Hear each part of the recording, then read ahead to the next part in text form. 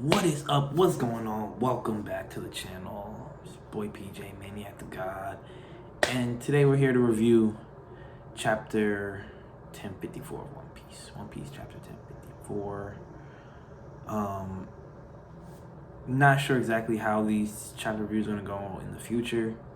Right now I just got a bunch of notes. I went through the chapter, waited for today, Sunday, for the official translation to drop just to make sure there are any discrepancies between that and the scans, and there were a little bit between the scanlations and the official, and we're gonna get into that. But I just got down like a couple notes. Wanted to get my thoughts out there, how I'm feeling about the chapter, what the chapter's making me think, and what might come in the future. Anyway, let's get into it.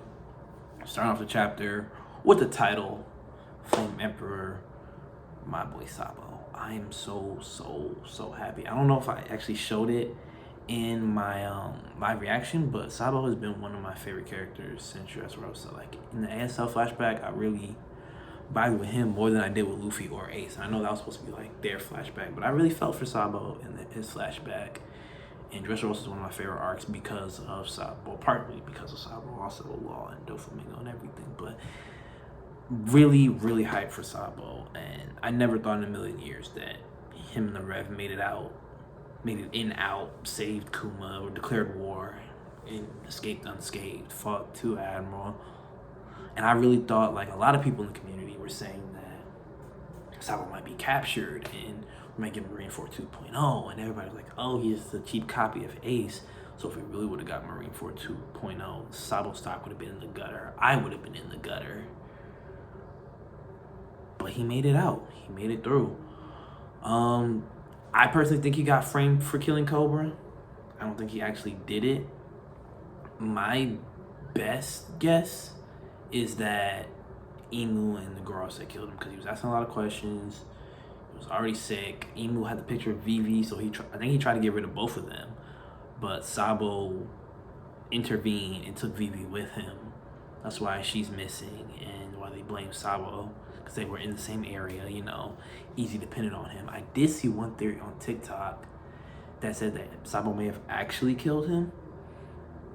They think that Crocodile might have been a revolutionary. He was in Alabasta because Cobra was in cahoots with the girl, say the world government, and it was his job to go into Alabasta and take it over. He failed, and the main basis behind the theory was like Ivankov telling him and Impel Down that he knows their secret. And at Marineford, once it was announced that Luffy was Dragon's son, Crocodile was on his side and like helping him out. So I mean, that could be possible. I still think that he's being framed. I think Vivi is with him. Also seen a lot of theories that Vegapunk might be working on wrong revolutionaries. I don't know if there's any basis of that theory, but if it is, they could, you know, work to get restore Kuma back to what he was now that they freed him. But yeah, there's a lot of stuff. Oda did a great job setting up the revolutionaries in like half a chapter. Like they've been there since the Reverie, but like they're official power now. Like everybody's saying Sabo is an emperor, and One Piece emperor holds a lot of weight. Whether it's just the Flame Emperor, it's not an Emperor of the Sea. Just having that title and being able to fight to Admiral, I know he wasn't alone, but he has emperor feats. He's doing emperor things, so I love to see it. I'm really happy about it.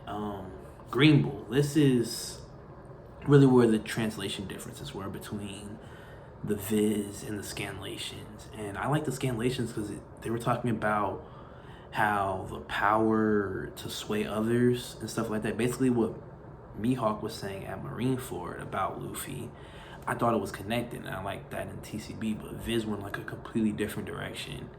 And I don't really know what they meant. So, like I said, I'm leaning towards the TCB side. However, in the Viz, Green Bull's like long speech about basically why he could do whatever he wants and Wano was way better in the Viz. Even in my live reaction, I was like, what do you mean no laws will be broken, but you're gonna slaughter everybody? He's basically just like, yo, y'all, like in the Viz, he said, y'all have no human rights. Like, I can do whatever I want here because y'all not affiliated with the world government. Y'all don't file a line under the gods, so y'all suck and I can do whatever I want up in y'all. And he was planning on, like you said, killing thousands. So I do really like that with the Viz. And the whole prejudice creates, I think it was prejudice something stability. I forgot what the word was, but when I was in my live reaction, I didn't really click. It took me a while to process that word, and I was just already moved on. Green Bull sucks. Like, as a person, his philosophy, he's really bigot. Like, I've seen a lot of people calling him green bigot, and it fits because very narrow thinking, not open-minded at all, brought into celestial dragon propaganda. Don't know why that was so hard to get out. But yeah, don't like Green Bull. Personality-wise, his power's kind of cool. I like the whole Hashirama stuff. However, I do hope Momo and the Scabbards are enough to hold him out. Not necessarily to downplay Admirals or anything, but I do love the character growth from Momonosuke. When he told Yamato, hey, stay out of this, I don't know if it was because like he wants to take Green Bull on his own, or he knows that like once Yamato leaves with the Straw Hats, it's gonna be up to him and the Scabbards to defend Wano. So he wants to prove to himself that he can. Whatever it is, he's shown a lot of growth. He wasn't scared at all, and I love that for him. Like I said in my live reaction, that is my Shogun. The Blast Breath did get my hopes up, and I'm hoping that, I don't think we're gonna get a hybrid form next chapter. I hope we get something that shows that he learned some grasp of his power over the week. I'm kind of predicting. I'm throwing my card in. I'm saying that they win. I was trolling someone's comment section on TikTok saying hybrid Momo. I don't really think we get that, but I hope we get something that from Momo that shows that he's growing his Devil Fruit as well as growing as a character.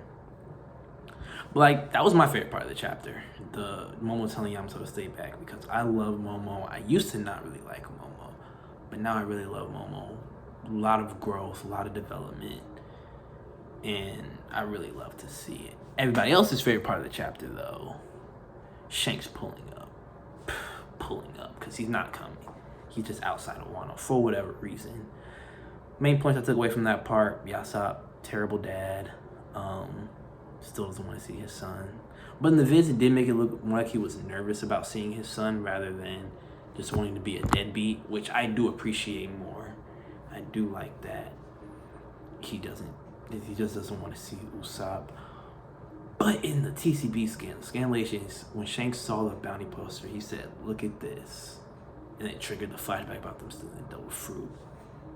To me, and especially when you add in the fact that in the Viz, Who's Who and the other CP9 agents were just like, why in the world are these niggas attacking us? Like, we don't have anything here other than this stupid Devil Fruit. What could they possibly want?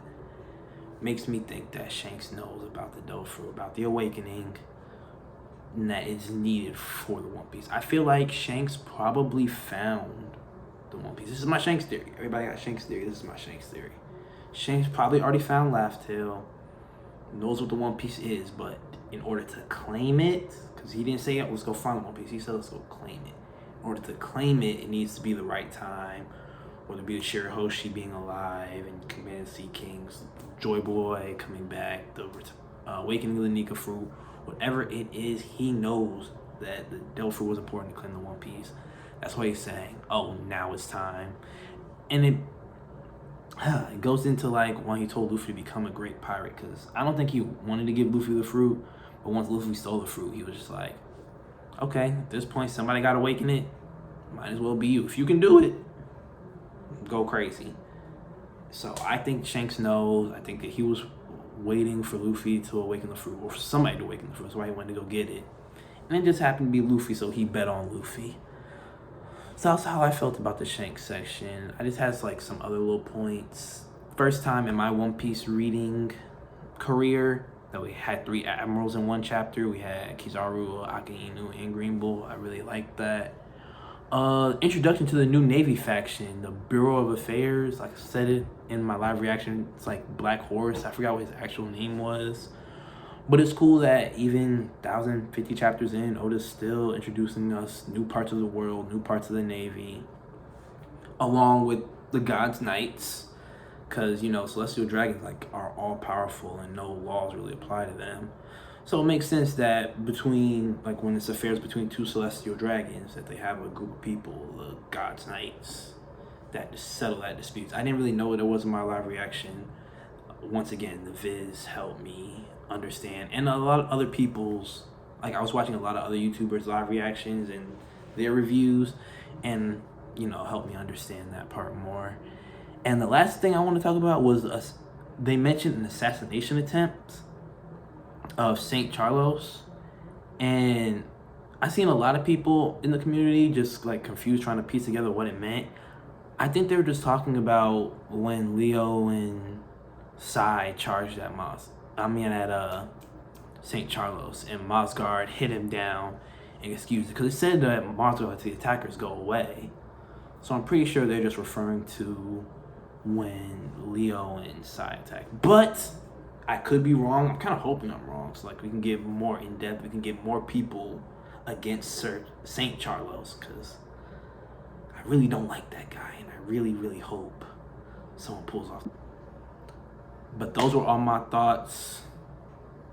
If y'all have anything y'all want to say, if you thought anything I said was interesting, please comment on the video. Comment what you thought about the chapter. It doesn't have to be anything but what I said. If I didn't say something that you thought was interesting, leave a comment, let me know. Like the video, subscribe, and all that. And we might be back later on in the week for another video if I get any ideas. But if not, I'll see you guys for 10:55 review on Thursday. Sayonara.